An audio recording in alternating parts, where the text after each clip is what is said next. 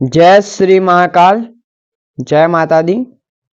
आज फिर से हम चर्चा करेंगे महाकुंभ के बारे में, जो कि 13 जनवरी से महाकुंभ का शुरुआत हो रहा है।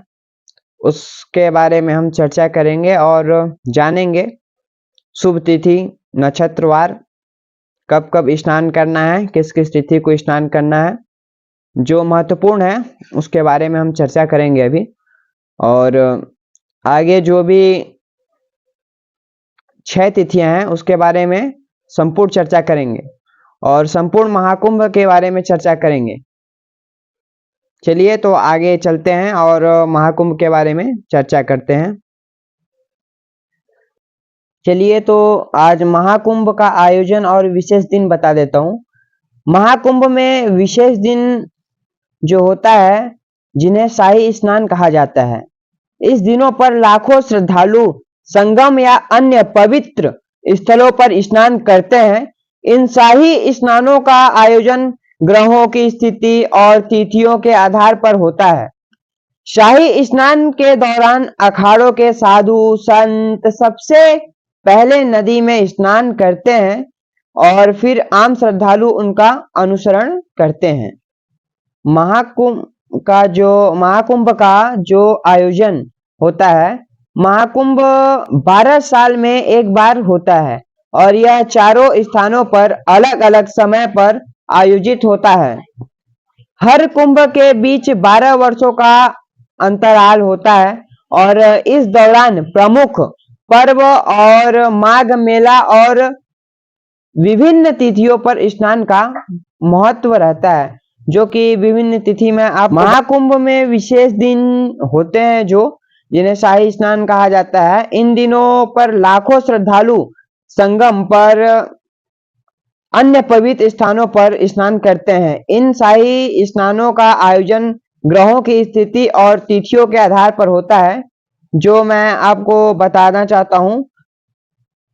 श्रद्धालुओं के लिए ये तिथि जानना बहुत ही महत्वपूर्ण है, क्योंकि इस तिथि में जो प्रयागराज में जाके दर्शन करेगा और स्नान करेगा, उन्हें अलग अलग लाभ होंगे। जैसे कि पहला क्या है कि जो पहला अभी जो लगने वाला है मकर संक्रांति, जो 14 तारीख को पड़ रहा है, इस दिन अगर आप शाही स्नान करते हैं तो यह बहुत महत्वपूर्ण माना जाता है। मकर संक्रांति के दिन सूर्य का मकर राशि में प्रवेश होता है और इस दिन गंगा में स्नान से विशेष पुण्य की प्राप्ति होती है। संगम में जो स्नान करेंगे उससे विशेष पुण्य की प्राप्ति होगी। उसके बाद जो दूसरा तिथि है उसके बारे में हम बात करते हैं।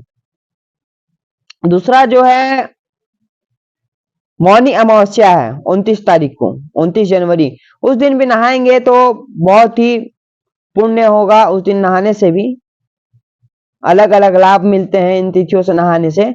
और तीसरा आपको बता देता हूँ बसंत पंचमी के दिन, जो 15 फरवरी 2025 को है। बसंत पंचमी के दिन शाही स्नान करने से इस दिन विशेष रूप से ज्ञान विद्या और कला से परिपूर्ण हो जाते हैं आप। इस तिथि से पहले एक और तिथि छूट गई थी, जिसको महाशिवरात्रि के दिन, जो कि 25 फरवरी को है महाशिवरात्रि। 25 फरवरी 2025 महाशिवरात्रि का दिन, जो विशेष रूप से शिव जी का माना जाता है, भक्तों के लिए महत्वपूर्ण होता है। और इस दिन गंगा स्नान का खास महत्व होता है और संगम स्नान का तो बहुत ही खास महत्व होता है इस दिन नहाने से।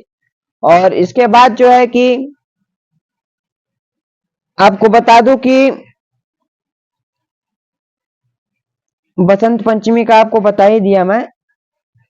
और उसके बाद फिर 28 जनवरी जो है, उस दिन भी रथ यात्रा के दिन महत्वपूर्ण स्नान होता है। श्रद्धालु रथों के साथ गंगा में स्नान करते हैं, वह भी बहुत महत्वपूर्ण माना जाता है। उसके बाद 26 फरवरी 2025 माघ पूर्णिमा। माघ पूर्णिमा जो होता है, माघ मास के पूर्णिमा को भी यह बड़ा शाही स्नान होता है। इस दिन गंगा स्नान, संगम स्नान की करने से पुण्य की प्राप्ति होती है और इसे विशेष रूप से माघ नाशक, पाप नाशक माना जाता है। तो मैंने यह 6 शाही स्नान आपको बता ही दिया हूं। तो ये तिथि आप नोट कर लीजिए या फिर देख लीजिए।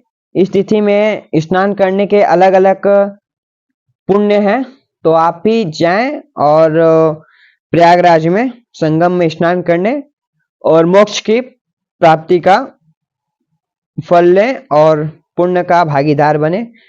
जय श्री महाकाल महाराज की जय हो।